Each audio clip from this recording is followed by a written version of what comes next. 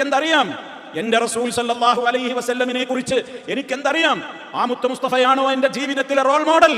അതേപോലെ തന്നെ എന്റെ ആദർശം ദീനായിരുന്നു, ആ ദീന് ഇസ്ലാമായിരുന്നു എന്ന് അള്ളാഹുവിനോട് പറയണമെങ്കിൽ, മലായിക്കത്തുകളോട് മറുപടി പറയണമെങ്കിൽ, അള്ളാഹുവാണ് എന്റെ റബ്ബ്, മുഹമ്മദ് നബി സല്ലല്ലാഹു അലൈഹി വസല്ലം എന്റെ റോൾ മോഡലായ മുത്ത് മുസ്തഫയാണ്, എന്റെ ആദർശം ഇസ്ലാം മാത്രമായിരുന്നു എന്ന് പറയാൻ അടുത്ത മണിക്കൂറുകൾക്കകം തയ്യാറാകുവാൻ എന്താ നമ്മളൊക്കെ ഒരുക്കി വെച്ചിട്ടുള്ളത്?